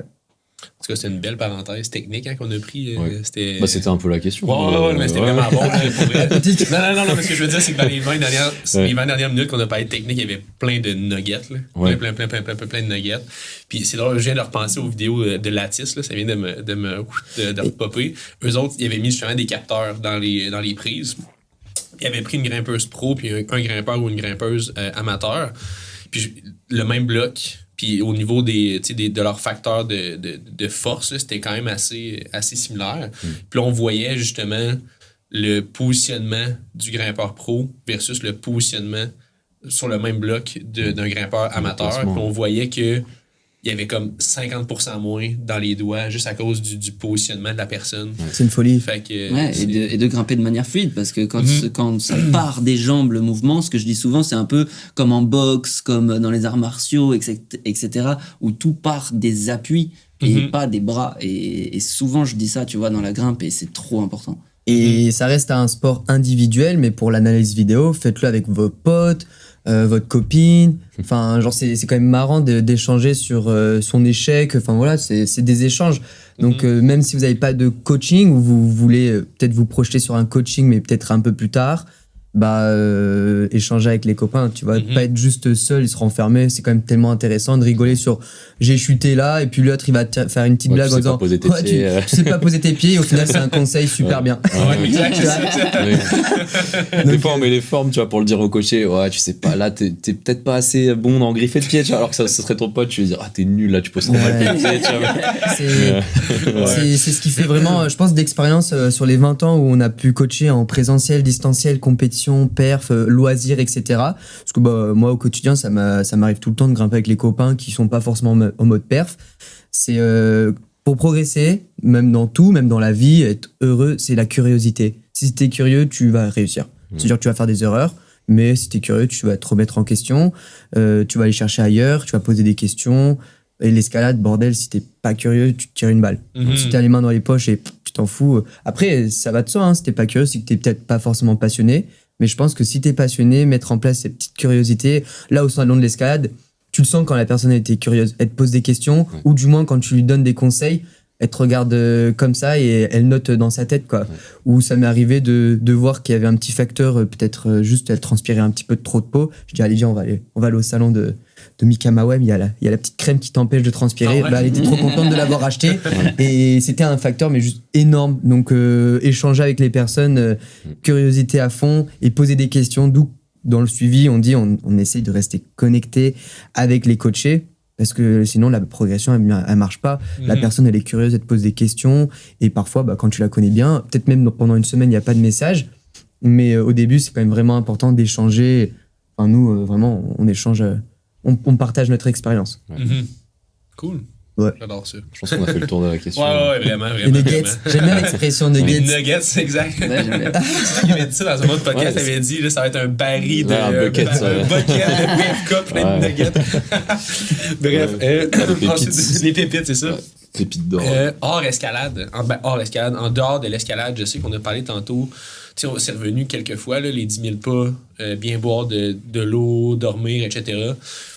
Ce serait quoi, pour vous, les facteurs limitants puis les choses que vous voyez chez les coachés que, OK, dès qu'on commence à travailler ces choses-là, ça fait une méga différence? Ouais. Comme on dit, on touche un peu à tout le monde. Et on a monsieur tout le monde, tu vois, quelqu'un qui a des enfants, ingénieur, étudiant, etc. Je suis très fier de dire, on a un pilote d'Air France. Donc, lui, des fois, il est à Bangkok, Las Vegas, Japon. Donc, pour moi, le pilier de l'hygiène de vie, c'est le sommeil. Mais c'est vachement dur. Ils le savent quand ils commencent un suivi qu'il faut dormir. Donc, on insiste. mais c'est vachement dur. Si le gars il doit dormir 7 heures parce que c'est son taf, il doit s'occuper, c'est vachement dur, tu vois. Mais il essaye de limiter la casse et parfois il essaie juste de se faire une petite sieste. Enfin voilà, on lui montre que c'est vraiment le pilier. Par contre là on met l'accent et qu'on fait ça, on fait une visio nutrition, analyse diète la première semaine. Et je suis le premier à dire que voilà, tu manges 3-4 fois par semaine, par jour, pardon. Alors par semaine, sinon les grimpeurs ils vont mal. 3-4 fois par jour. Donc si tu peux optimiser ces 3-4 fois par jour, c'est une folie. C'est une folie. Juste avec cette petite visio, on fait, je pense, des grosses folies. Et même il y a des vrais changements, mais aussi au niveau placebo, quand le coach te dit il faut faire ceci, cela, il y en a, ils s'y prêtent à fond, que ça soit du 30 ans, 40, 50 ans, et on voit des changements juste énormes. Exactement. Moi, il y a bien sûr tout ce que tu as dit, Pierre, c'est la réalité, tu vois, c'est vraiment ce qui change une personne dans son hygiène de vie, et vraiment un peu plus sur la performance et ce qui se rapproche un peu à l'escalade, bien sûr, c'est la mobilité, parce qu'il y a des personnes qui ne prennent pas le temps par flemme ou ils savent pas quoi faire. Voilà, ils savent pas quoi faire. Il y en a certains qui ne se sont jamais renseignés sur l'importance de cette mobilité, et pourtant, à chaque fois qu'on grimpe, on a besoin de monter ce pied assez haut, tu vois. Donc nous, tu vois, le truc qu'on fait très souvent avec nos coachés, c'est une habitude de, à la fois par jour, se mettre une petite routine de 10 minutes sans... on cherche jamais à rajouter de la contrainte dans la vie de la personne, parce que c'est à ce moment-là où justement tu vas pas le faire, ou alors tu vas te forcer à le faire et du coup tu vas avoir hâte que le suivi s'arrête. C'est fini pour ne plus le faire. Et moins de motivation, donc moins de perf, tu vois, genre on revient sur ce qu'on avait dit. C'est un cercle vicieux négatif là, si mais carrément. Et ça, c'est vraiment ce qu'il faut retenir pour n'importe quel conseil qu'on va donner maintenant, que ce soit sur la nutrition, le sommeil, la mobilité, c'est vraiment ne jamais se rajouter quelque chose de trop violent d'un coup, parce que justement, drastique, tu vois. Ça, c'est hyper important. Et souvent, on le voit, tous les gens qui parlent de régime trop drastique, qui font des efforts mais lunaires pendant un temps, et après, ça craque complètement. Donc, la mobilité, je reviens là-dessus, c'est vraiment trop important pour moi. C'est un des facteurs vraiment, si on doit en lister, pour moi, c'est un des top 3, tu vois. Et on peut jouer sur ça en plus. Le sommeil, c'est dur, mais la mobilité, gars... Tu fais le renfort, tu te reposes 5 minutes, tu peux faire 4 minutes de mobilité, et tu fais 3 exos, donc tu peux faire... tu te retrouves avec 15-20 minutes sans avoir fait avant ou après ton entraînement de la mobilité. Exactement. Exact. Le but, c'est que ça soit pas contraignant. Bien sûr, si c'est catastrophique, tu fais jamais de mobilité, fais-en quand même. C'est pas pour t'énerver qu'on te dit d'en faire. Pareil pour la nutrition. Pas contre toi personnellement. Pareil pour la nutrition. Si tu me dis je mange pas le matin, quand tu commences un suivi, t'es peut-être pas athlète de haut niveau, mais quand même, on va te donner des entraînements, des contraintes physiques assez vénères. Donc, peut-être que c'est plus intelligent de mettre un petit déjeuner en place. Mais encore une fois, comme dit Mathias, étape par étape, on va pas te dire gros plat, pancake, des nuggets. Non, on va te dire de petits œufs, si t'es plutôt sucré, un petit yaourt avec, si t'as investi dans de la whey protéine, etc. On optimise ça, c'est un échange. Analyse vidéo, c'est un échange. Tout, tu vois, c'est pour ça que c'est intéressant. Et ce que je dis souvent, c'est que là, on parle beaucoup d'optimisation du coup pour la performance, pour l'escalade et tout, mais c'est vraiment pour la santé, c'est pour ta santé, c'est pour ton futur, c'est pour que justement à 50, 60, 70 ans, tu puisses continuer à monter les escaliers à 80 ans et être à l'aise, ou même continuer à grimper. Moi, j'ai un coaché aujourd'hui qui a 70 ans. Et qui est vraiment super fort. Et bien sûr, il a tout le passé qui revient de temps en temps avec certains problèmes d'articulation, mais il continue à grimper, et c'est une inspiration pour plein d'autres personnes dans la salle. Est-ce que c'est votre plus vieux coaché moi, personnellement, c'est mon plus vieux. J'ai jamais eu plus que 50 et quelques. Mais c'est là qu'on insiste sur le fait que ça reste 4 mois de suivi, mais après les 4 mois, tu ressors avec ressourcé, une bonne aventure et des clés en main pour peut-être les partager à tes enfants, à tes amis, à la famille, pour que eux, de leur côté, même s'ils sont pas grimpeurs, qu'ils puissent faire peut-être un peu de mobilité pour pouvoir se mettre, même pour la santé, la survie, tu vois, on en parlait au salon de l'escalade. Si t'as 70 ans et que tu tombes, mais que tu peux plus te relever parce que t'as zéro mobilité, etc., c'est vite dangereux. Et pour la nutrition, pareil, on n'est pas des machines de guerre. Il y a eu Noël il y a pas si longtemps. Il y en a, ils te disaient, mince, j'ai mangé la tablette de choco, et je fais... elle était bonne au moins. Oui, c'est ça, plaisir, faut relativiser. Exactement. Et adapté aux contraintes. Tu vois, par exemple, mon coaché là, de 70 ans, je vais pas lui dire d'aller faire des séances en bloc. Il est tout le temps en voie, comme ça, il est sûr de jamais se faire mal au genou en tombant, etc. C'est vraiment s'adapter à la personne. C'est vraiment intéressant, pareil. 10 minutes de mobilité par jour, c'est quand même un court laps de temps pour aller chercher des gains. Tu perds juste à scroller. Alors là, tu ouvres tes réglages, tu regardes le temps sur TikTok, Instagram, machin. Si t'es pas professionnel, tu vois que tu passes genre 1 heure par jour sur TikTok, 1 heure par jour sur Instagram. Ouais. Après, il y en a, ils vont dire, ouais, mais c'est quand je suis dans les transports, c'est un temps mort ou je sais pas quoi. Mais en vrai, il y a vraiment des moments où t'es chez toi, en train de rien faire, juste à scroller en mode doom scrolling, où tu pourrais juste te mettre sur ton tapis, là, devant ton lit, faire 2-3 étirements pendant 5 minutes et rescroller juste après, tu vois, c'est pas grave. Mais juste, enfin, vraiment l'excuse de j'ai pas le temps de le faire. En vrai, quand t'analyses 2 secondes, là, tout le monde a le temps. Oui. Genre, vraiment, tout le monde a le temps. Après, c'est super dur. Hein. Oui, vraiment, c'est super dur. Moi, j'ai la facilité de faire ça, que commencer à me faire de la mobilité. Mais d'où le fait que la plupart du temps, les gens, quand ils commencent le suivi, ils mettent cette discipline qu'on parlait tout à l'heure. Et le fait d'avoir investi dans leur coaching, d'avoir des coachs qui leur disent de faire ça, ils se mettent à faire de la mobilité. Ils passent de 0 à peut-être 20-25 minutes tous les jours. Et peut-être qu'après le suivi, ils vont garder peut-être 10 minutes, et ce qui est juste magnifique pour la perf, pour la santé, etc. Moi, j'ai envie de dire, regardez, là, vous écoutez un podcast, vous pouvez faire les étirements et la mobilité pendant le podcast. Donc, abonnez-vous et écoutez tous les podcasts en faisant la mobilité. Abonnez-vous pour plus de trucs et conseils. Franchement, on rigole, mais pendant un podcast, tu peux faire des folies. Tu peux cuisiner, donc là, on a parlé de nutrition. Tu peux te faire de la mobilité, tu peux faire tes 10 000 pas. Donc, les podcasts, carrément, c'est super pratique. Ouais, justement, les 10 000 pas, moi, j'ai acheté parce qu'à Québec, c'est rare parce que moi je marche pas énormément. J'ai acheté, en fait c'est toi qui m'avais montré ça quand on s'était parlé il y a genre 1 an à peu près là. Je me suis acheté un petit tapis, puis là tu marches, tu fais des appels, puis le 10 000 pas il se fait comme ça. Tu sais, tant qu'à faire des moi je travaille aussi. C'est une folie. Le standing desk. Moi, c'est une folie de travailler sur un bureau. Je sais pas, imagine t'es ingénieur, t'es toute la journée sur ton bureau et de pas avoir de standing desk. Tu vois, enfin en plus ça coûte pas si cher. Tu vois, moi je sais que tapis plus standing desk, j'en ai eu pour 300 € sur Amazon. Tu vois, 300 € quand t'as un métier, tu peux le mettre de côté en 1 mois, tu vois. Enfin, tu peux pas dire j'ai pas les moyens de, surtout quand c'est pour ta progression, pour ta santé, pour ça. Enfin, après, oui, je suis d'accord, tu vas pas ramener ton standing desk dans ton entreprise s'ils veulent pas que tu ramènes ton bureau, mais au moins, tu vois, je sais pas, t'as peut-être 2 ou 3 jours de télétravail dans la semaine. Quand t'es chez toi, juste au lieu de regarder la télé en étant dans le canapé, tu marches sur le tapis, même vitesse 2 km/h, tu vois. Enfin, c'est des petits trucs comme ça. Et moi, si je devais faire un résumé par rapport à ta question, avec nos coachés, on met en place ce qu'on appelle la checklist quotidienne. C'est-à-dire qu'en plus, il y a un petit côté dopamine où on te donne des petits items à cocher, tu vois, où tous les jours, tu coches ton petit truc et t'as ton petit pic de dopamine de dire, ah, là, j'ai fait mes 10 000 pas, j'ai bien mangé, j'ai bien dormi, etc. Et du coup, ça t'entretient un peu cette motivation. Et du coup, si on cite un peu tous les items qu'on met dans cette liste, bien sûr, c'est très personnel. Il y a des gens, je sais pas, imagine, t'as un métier très physique, je sais pas, t'es serveur, tu fais 30 000 pas par jour. On va pas te dire, va marcher un peu après ton service, tu vois. On va pas dire ça, tu vois. Mais quelqu'un qui est, assis toute la journée, employé de bureau ou quoi, là, on va lui dire, c'est cool si à ta pause déj, tu peux manger en 30 minutes parce que t'as préparé ta nourriture à l'avance dans ton tupperware ou je sais pas quoi. Et les 30 minutes qui restent, tu fais une petite balade et puis tu reviens, tu vois. C'est carrément possible dans 90% des cas, tu vois.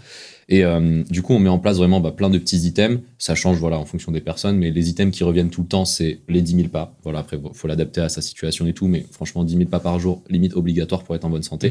Bien récupérer aussi, t'oxygènes mieux. Enfin voilà, il y a 10 000 avantages à la marche. Ça brûle les calories. Ça brûle des calories aussi, t'as une meilleure composition corporelle, moins de stress, du coup, t'as plus de testostérone aussi. Donc voilà, il y a plein d'impacts positifs. Surtout si tu vas marcher dehors en plus avec le soleil, etc. C'est ça, vitamine D, enfin voilà, il y a 10 000... Écoutez d'autres podcasts, tu vois, vraiment sur la santé ou quoi, sur la science de juste aller marcher. Il y a plein de, même sur le côté motivation. Ça fait juste du sens, ça fait exact. Les 10 000 pas, la routine mobilité, vous en avez parlé, 10 minutes par jour max, mais tous les jours, vraiment tous les jours, avoir une routine. Et si vraiment vous n'avez pas le temps de le faire, nous, on dit tout le temps, le meilleur moment pour le faire, c'est juste avant d'aller grimper. Imaginons, là, je suis ingénieur, j'ai passé de 9h jusqu'à 18h derrière mon bureau, j'arrive à la salle à 19h, les 10 premières minutes de ma séance, c'est ma routine mobilité. Et comme ça permet aussi de faire le petit check de je suis peut-être un peu tendu des épaules, t'en avais parlé dans un autre podcast où tu vas pouvoir même adapter ta séance en fonction des petites gênes ou quoi que tu peux ressentir. Je sais pas, tu vois, imagine, tu sens que t'es un peu rouillé de partout, t'es un peu fatigué, t'es pas très motivé, t'étais censé faire limit bouldering, tu vas peut-être pas faire du limit bouldering aujourd'hui, tu vas peut-être faire plutôt du volume ou des circuits ou ce genre de choses. Nous, on donne souvent des plans A et des plans B aussi pour les séances. Donc, si je récapitule, on a eu les 10 000 pas, la routine mobilité. Ensuite, il y a la l'alimentation. nutrition. Voilà, c'est ça. L'alimentation, souvent, on va donner un objectif à la personne qui est très précis par rapport à elle. Par exemple, tu dois manger 2500 calories par jour et 120 grammes de protéines. Je dis un truc au hasard. On lui donne un objectif très clair comme ça. Et après, bien sûr, comme vous disiez juste avant, faut pas tomber dans l'objectif de faut compter les calories tous les jours, etc. Nous, on fonctionne en journée type. Genre, on va te donner une journée type, ou même si tu pèses pas tous tes aliments, etc. Tu sais que si tu manges à peu près cette journée type, tu auras tes protéines, tu auras tes calories, tu vas bien digérer, tu auras tout ce qu'il faut en fait pour progresser. Et en fait, ça revient au fait que si tu te dis, ok, imaginons je passe 30 minutes par jour à compter toutes mes calories. Est-ce que si t'es dans le bloc et t'as peur d'engager le mouvement, c'est ce fait de compter les calories pendant 30 minutes qui va faire que tu vas être un meilleur grimpeur? La réponse est non. Donc du coup, faut pas se prendre la tête à des degrés hallucinants comme dans d'autres sports, comme je sais pas, le bodybuilding ou quoi, où là, bien sûr, tout ce que tu manges, ça a un impact direct sur ta composition corporelle. Mais en escalade, voilà, si tu manges un cookie avant ta séance parce qu'il y a que ça à la salle et que t'avais besoin d'un peu de glucides, ça reste des glucides, ça reste de l'énergie, tu vas quand même mieux grimper que si t'avais rien mangé. Mais voilà, c'est mieux de manger, je sais pas, 2 bananes et un carré de chocolat, tu vois. Mais voilà, c'est de l'optimisation. Donc, 10 000 pas, mobilité, nutrition. Ensuite, les étirements. Alors là, du coup, ça revient un peu à la mobilité, mais souvent, on donne des routines d'étirement à faire 2 ou 3 fois par semaine. Voilà, est-ce que la personne a fait ses étirements? Ça, c'est pareil, c'est très en dehors individuel. de la routine mobilité. Ouais, en dehors. Vraiment des séances d'étirement pour développer sa souplesse. Tu vois, genre par exemple, rester en grand écart pendant 2 minutes, etc. Tu vois, une séance qui dure à peu près 30 minutes, à faire 1 ou 2 fois par semaine. Souvent, c'est la moyenne, tu vois, de un peu tous nos coachés. Et le dernier item, c'est le plus important pour moi, c'est le sommeil. C'est-à-dire que si tu dois en cocher qu'un seul par jour pour vraiment progresser, pour moi, c'est celui-là. Parce que tu peux mal manger, tu peux ne pas faire tes 10 000 pas. Tu vois, on le voit, les jeunes qui progressent, tu vois, qui ont 16, 17, 18, 19 ans, ils progressent énormément alors qu'ils mangent n'importe quoi, qu'ils font pas leurs 10 000 pas et tout, mais juste parce qu'ils dorment 10 heures par nuit, tu vois. Le sommeil, voilà, le plus important. Mais voilà, repassez un peu cet extrait là sur la checklist quotidienne. Dites-vous si vous cochez un peu tous ces items tous les jours. Et comme tu disais juste avant, on n'est pas des athlètes de haut niveau. Même les athlètes de haut niveau les cochent pas à 100% tous les jours, etc. Donc déjà, si vous êtes à 60-70% en tant que personne qui a une vie à côté, une vie de famille, une vie sociale, etc. Déjà, c'est déjà très bien. 60-70%, t'es déjà excellent. Surtout si tu coches le sommeil, tu vois, dans ces 70%. Et après, voilà, c'est au cas par cas. Et n'hésitez pas à réserver un appel. Il y aura tous les liens, je pense, dans la description pour qu'on vous aide justement à structurer tout ça. Si vous avez des problèmes avec ça. Très fort. J'adore ça. La dernière petite chose que je voulais parler, justement, c'était parce que là, on parle de justement avec le coaching, comment on est capable justement de créer une relation avec la personne. Mais vous, c'est quoi les erreurs que vous voyez justement quand les gens essaient de se coacher eux-mêmes? C'est la perte de temps. Après, par contre, les blessures au doigt, hein. Il y en a tout le temps, hein. Les collègues qui ont les straps, là, on les connaît. Et puis parfois, c'est même pas intelligent de strapper, mais juste de pas le strapper, mais de grimper tranquille et pas d'assister le doigt, tu vois, avec du strap. Tu vois, ils sont pas experts, mais eux, leur réflexe, c'est de mettre direct du strap. Le médecin, je sais pas s'il s'y connaît vraiment, parce que c'est atypique les doigts, donc allez voir vraiment des experts en médecine, mais dans l'escalade, donc des kinés, etc., des ostéos. Mais c'est la perte de temps. C'est-à-dire que nous, en 4 mois, je considère qu'on fait gagner vraiment 3 fois plus de temps à la personne. Ce qui est cool, hein, à l'escalade, on peut toucher à tout, et c'est vachement marrant, hein. Il y a tellement de choses à faire, que ça soit dans la salle de muscu, en escalade, enfin, grimper dehors, bloc, diff, au-dessus de l'eau, vitesse, enfin, tu en peux plus, tu vois, il y a trop de trucs, c'est très bien. Mais d'où le fait que les gens ils se blessent ou ils stagnent parce que ils perdent du temps à essayer de faire juste une chose qui est peut-être pas forcément adaptée à eux. Ils vont faire la même chose que leur copain, alors que leur copain il est charpentier, donc lui il est peut-être déjà chaud, toi t'as fait le bureau, mais t'as envie de faire comme le copain qui va tirer direct parce que tu vas te dire c'est mon pote, je vais faire comme lui, mais le truc il est vraiment juste pas adapté à toi. Donc c'est cool de grimper avec les potes, etc. Mais voilà, l'erreur qui revient souvent, c'est de perdre du temps en faisant des choses qui n'est pas forcément adaptées à ton profil. Et des fois, c'est juste des petits détails, et voilà quoi. Exactement, mais c'est en gros dans cette question, tu vois, c'est vraiment un résumé de tout ce qu'on a dit au final, parce que l'aspect motivationnel, si t'es seul, c'est beaucoup plus difficile. L'aspect aussi personnalisé, où tu identifies tes facteurs limitants, seul c'est très difficile de s'identifier soi-même, qu'est-ce que je dois travailler, etc. Et surtout d'avoir envie de les travailler. Donc c'est vraiment un gros résumé de tout ce qu'on a dit depuis le début, d'avoir une vision extérieure, justement, d'avoir un coach, alors que seul bah, ça va être très difficile. Moi-même, en étant coach, je me fais coacher pour des objectifs particuliers. On se teste un peu entre nous, on se donne des conseils. Moi, je le coach. Non, mais c'est vrai, tu as toujours besoin de ce regard extérieur, bien sûr. Ouais, c'est à chacun, même du coup là on parle vraiment des gens, on va dire lambda, qui sont pas athlètes comme on disait, mais des coachs ou des athlètes comme nous, on a besoin de cet avis extérieur aussi, alors qu'on a toute cette connaissance. On en est plus conscient qu'on en a besoin, tu vois, d'un avis extérieur et tout. On a moins cette barrière. Et je te laisse finir. Ouais, mais c'est ça. Et du coup, en fait, souvent, ça, c'est moi, le facteur limitant numéro 1 que je vois, c'est ce côté, je vais le faire tout seul. Tu vois, de penser que la personne est capable de le faire toute seule. Et ça, souvent, je dis bien souvent, après, ça dépend vraiment des personnes, c'est des problèmes d'ego, souvent, tu vois, où la personne est trop fière, a l'impression qu'elle peut faire tout seule. J'ai l'impression que c'est un truc qui est vraiment de la mentalité française, dans le sens où, tu vois, je sais pas, imagine, t'as des travaux à faire dans ta maison. Tu vas jamais te dire, bon, j'appelle le plombier, même si ça me coûte 3 000 €, c'est pas grave, je sais pas faire de la plomberie. Tu vas toujours essayer de le faire tout seul, de bidouiller, de machin, tu vois. Et en fait, au final, tu te rends compte que t'as fait n'importe quoi et t'appelles le plombier. Donc, t'as perdu du temps, t'as perdu de l'argent à essayer de faire tout seul et t'appelles quand même le plombier au final. Bah, nous, dans le coaching, c'est un peu pareil, tu vois. On a des gens qui, même si on leur fait un diagnostic, etc., on leur dit, bah, écoute, là, si tu veux, nous, on a cerné tes objectifs, on a cerné qu'on pouvait t'aider, etc., et qui nous disent, soit j'ai pas le budget, soit j'ai envie de le faire tout seul, etc.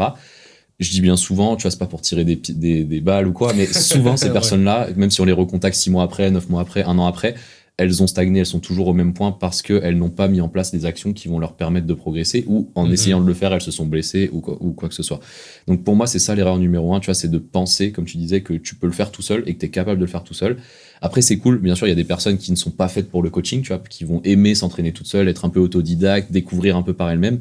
Mais dans ces cas-là, je pense qu'il faut pas être trop pressé de progresser, tu vois. Il faut accepter le fait de se dire, OK, peut-être que j'en sais rien, là, je suis un grimpeur de V5. Si je fais appel à un coach, que je suis hyper discipliné et tout, peut-être que dans 3 ans, je fais du V11. Bah, si je le fais tout seul, peut-être que dans ces 3 ans, je vais me blesser 2 fois et puis je vais devoir faire ceci, cela, etc. Et au final, mon V11, je vais le faire en 6-7 ans, tu vois. Ouais. Et tu vois, quand on a nos âges, tu vois, si on arrondit, on a à peu près tous 25 ans, tu vois, enfin, entre 25 et 30 ans. À nos âges, c'est OK, tu vois, aussi surtout quand t'es étudiant, etc., t'as pas les moyens de faire appel à un coach, tu vois. Donc c'est normal d'être autodidacte, c'est juste t'as pas les moyens. Mais à partir du moment où t'as un métier, t'as une vie, etc., et que tu as aussi un peu d'argent de côté, tu vois, c'est rare que les gens aient vraiment 0 argent de côté, surtout dans l'escalade où c'est un sport qui coûte cher. Et de se dire, ah bah non, j'ai pas envie d'investir sur moi parce que c'est trop cher, parce que ceci, cela, parce que je peux le faire tout seul. Pour moi, c'est une erreur monumentale, surtout quand tu commences à être un peu plus âgé, tu vois, vers les 35, 40 ans, etc., parce que tu n'as plus le temps, en fait, de perdre 3 ans à être blessé et machin. Et surtout qu'à ces âges-là, souvent, quand tu te blesses, tu vas arrêter l'activité. Non, mais c'est vrai. Tu vas arrêter l'activité et si t'arrêtes l'activité, bah, tu stagnes, enfin, même tu régresses. Donc, d'expérience, tu sais, moi, ça m'a surpris, mais on a énormément de coachés entre 40 et 55 ans, aller voir même 60. Et au final, ces coachés, c'est vraiment agréable parce qu'ils sont ultra matures, ils ont investi leur argent et comme il dit Léo, ils ont pas forcément 10 ans devant eux, donc eux tout est carré. Tu leur dis ah ouais, enfin là ton petit déjeuner il est pas optimisé, mieux vaut faire ça. Bah, le mec à 55 ans il dit mec c'est la première fois que mon poids il est stabilisé en fait, je me sens plus fort. J'ai plus il va plus t'écouter. C'est extrême et encore une fois c'est parce que je pense qu'on fait de l'escalade à 40, 50 ans, 60 ans on peut encore progresser moins vite donc il faut adapter mais on peut encore progresser en jouant sur tous les tableaux qu'on a parlé. Souvent ce que je dis c'est trouve ton Sherpa, genre tu sais ton Sherpa. Bah ouais c'est ça parce que ton Sherpa il fait quoi? Ton Sherpa il va prendre soin de toi tu vois dans toute la montée pour ton ascension et au final bah, c'est un peu ça tu vois. Ouais, c'est ça, c'est rigolo. Let's go, j'adore ça. En fait, pour finir, avant qu'on termine le podcast, est-ce que vous voulez passer un message ou quoi que ce soit à notre à l'auditoire de la Voix des Grimpeurs? J'ai un message, je le dis dans tous nos podcasts, mais on a énormément de ressources gratuites qui sont disponibles. Vous avez juste à nous envoyer des mots-clés. Je vous invite du coup aussi à écouter le Vertical Podcast, qui est notre podcast à tous les 3, si jamais vous n'avez pas encore écouté, si vous êtes nouveau. On a des routines de mobilité, justement, vous en parlez, qui sont gratuites. On a la batterie de tests physiques, où il y a vraiment tous les tests physiques que vous pouvez faire en autonomie. Une fois que vous l'avez fait en autonomie, vous pouvez réserver un appel de bilan qui est gratuit. C'est une visio où, comme on disait juste avant, on prend vraiment le temps d'analyser le profil de la personne, lui dire, voilà, c'est que pour la partie prépa physique, tu vois, mais les facteurs limitants par rapport à la prépa physique, comparé à son niveau et son objectif. Et suite à ça, si on se rend compte que la personne elle a le profil pour matcher avec nos méthodes de travail, tu vois, qu'elle s'entraîne 3-4 fois par semaine, qu'elle stagne vraiment dans un niveau précis, qu'elle a un objectif précis, qu'elle peut faire ceci, cela, et là on dit ok, là on est fait pour travailler ensemble, on va t'amener à ton objectif. Et t'en parlais juste avant, on peut progresser vraiment à n'importe quel âge. Là je vais le publier dans pas longtemps, j'ai une étude de cas d'un coach à moi qui s'appelle Cédric. Cédric, il a 42 ans, 43 ans, j'ai peur de dire une bêtise, mais 40 ans et quelques on va dire, où il a commencé à grimper quand il avait 10 ans. Enfin, en gros, il grimpe depuis 30 ans, si j'arrondis. Et il stagnait. Et il commençait à régresser. Et il avait des douleurs, etc. Et en 1 an de suivi, à peu près, tu vois, en termes de coaching, il a gagné 20% de force doigt. Enfin, il y aura toutes les métriques dans la vidéo, énorme, tu vois, mais j'ai vraiment le 20% de force doigt en tête.